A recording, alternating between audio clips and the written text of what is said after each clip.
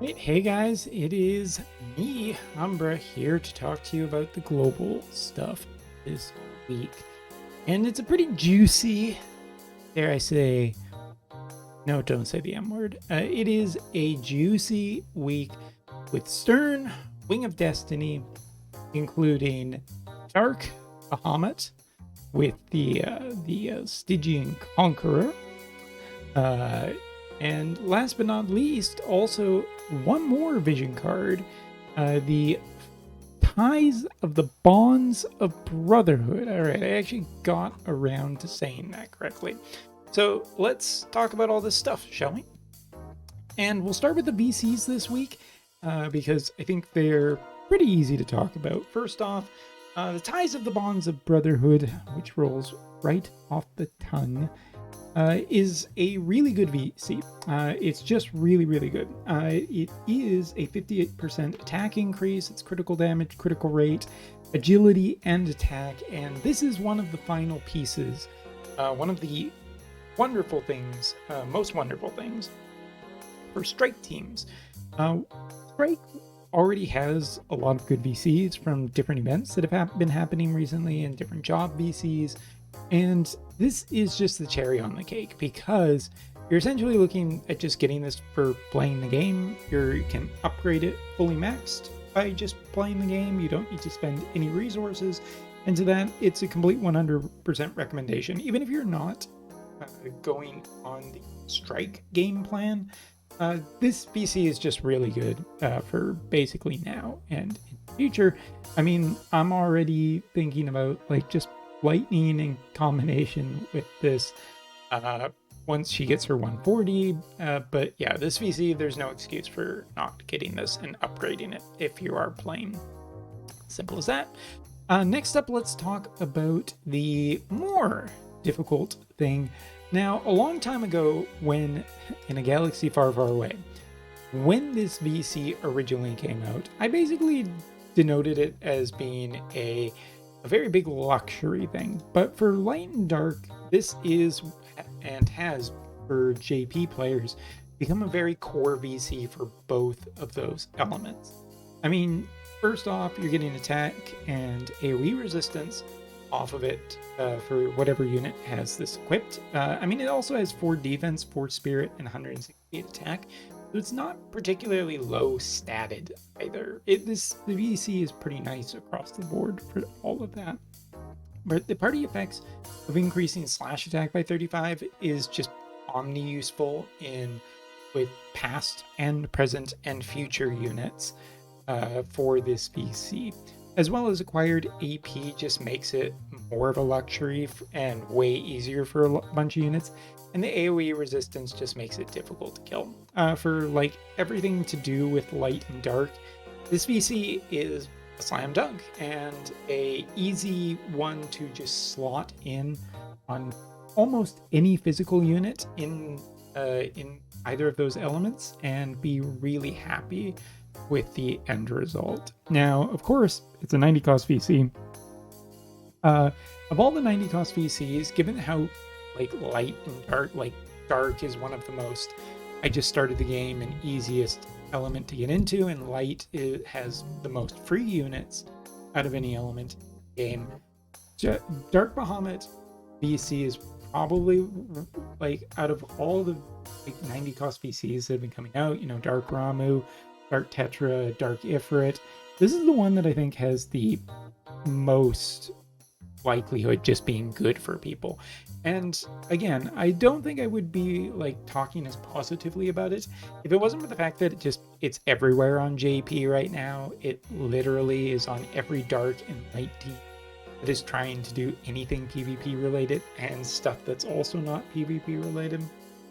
So yeah, this VC comes in as the most probably generally. If you had to pity it, it wouldn't be the worst thing in the world.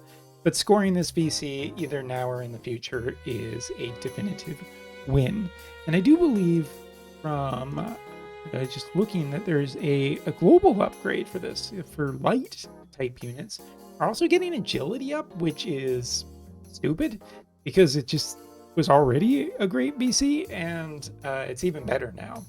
but that might be just to push people into spending resources. And again, I think this is a pretty good overall resource sink at the very worst.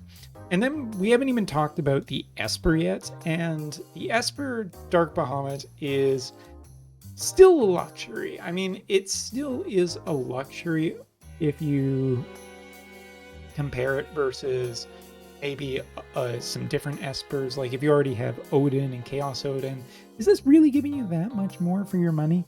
Well, no, but in combination with the VC, it's a pretty damn good deal.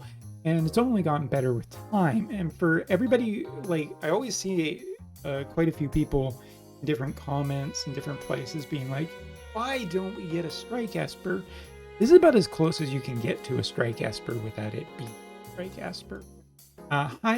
Like the increase in accuracy, the general just favoritism towards attack up, and the omnipresent human killer is enough to make this generally good. I mean, he is at his core kind of still a slash Esper, but you can completely ignore it and get enough attack power that it is really good for a series of units.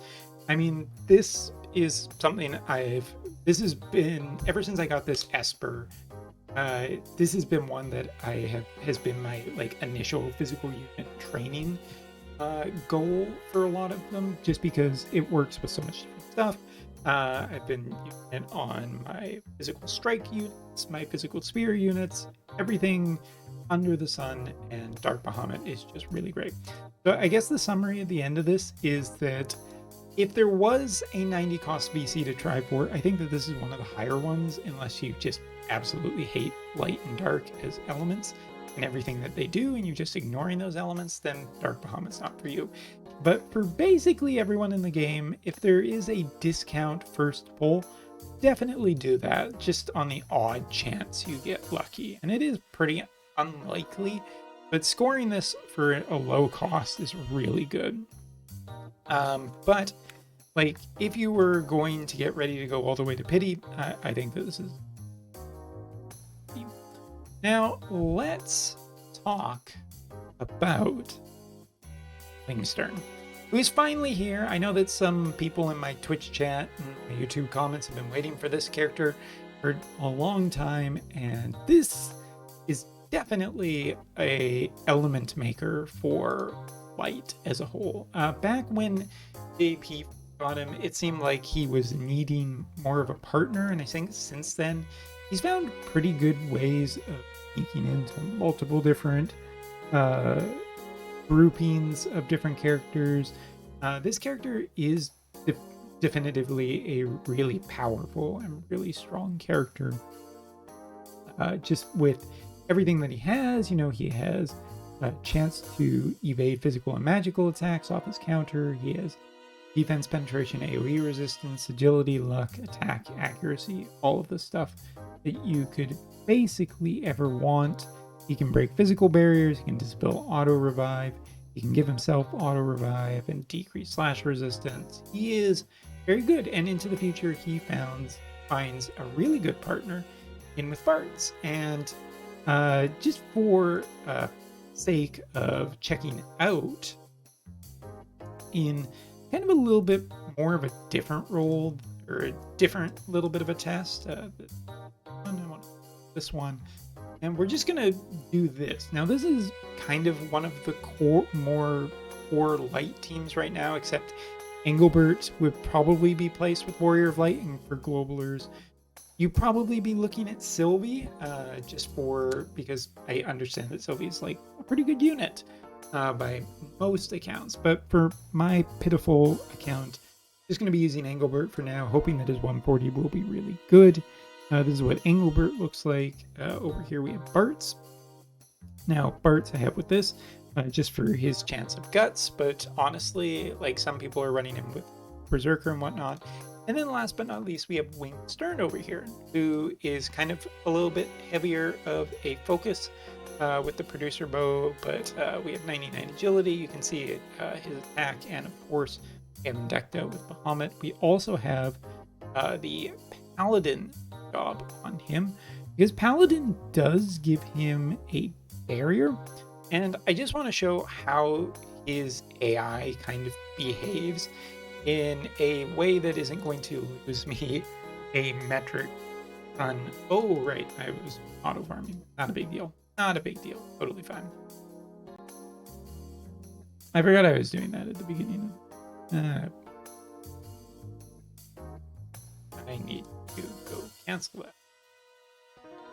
But yeah, I think my evaluation, one of my initial problems with Stern was that I didn't feel like he was particularly living up to the hype. He seemed to underperform, and I think with like the proper equipment and whatnot, you can get quite a bit more mileage out of him.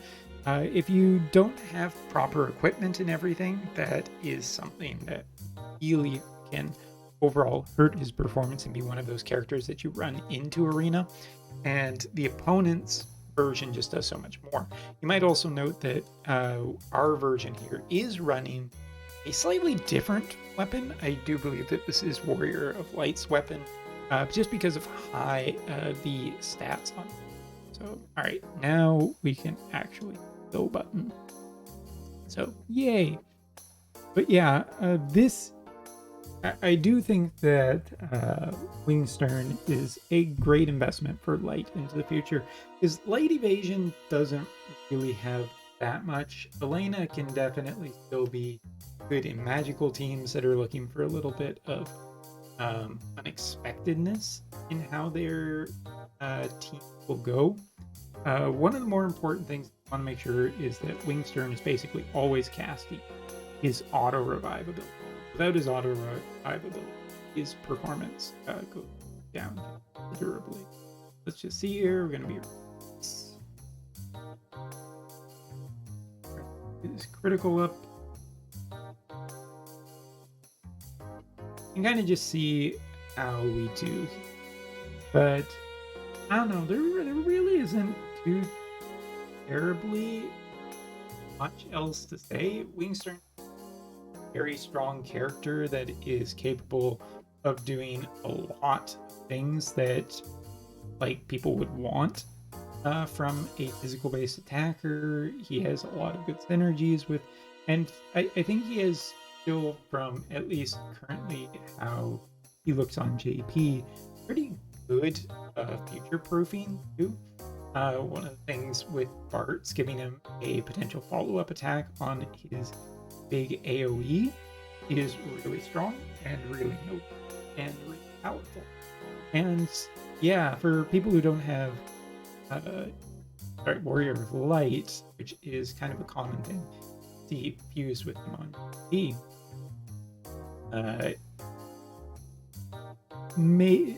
I guess Sylvie will be interesting to see how it really overall affects, because again, Sylvie's one of those characters that I hear a fair bit about. But yeah, if you're looking for the full pack and are just, you know, unlucky as to how your pulls go, you could be looking at a considerably high amount to get both Sterne and Bahamut, because that is the full package that is getting most out of everything that you could possibly want for setting up Light in here. But yeah, I think I've talked enough about this. Hopefully, I mean, if I forgot anything, please just throw it in the comments below. But yeah, optimization of Sterne can bring very, very good things. Just remember that, at least from JP's perspective, with what JP has right now, Dark is still the front runner and is usually a little bit more of a win with just how it ends going most of the time. But yeah, hopefully you've enjoyed this video. Best of luck with your polls, and I think both are very strong considerations for the right people. We're looking for, you know, what's coming down the road for Light, what's potentially just good in general, and for people who have been wanting that Strike Esper, this might be your chance, or well, definitely a very good chance. Anyway, thanks for watching. See you next time.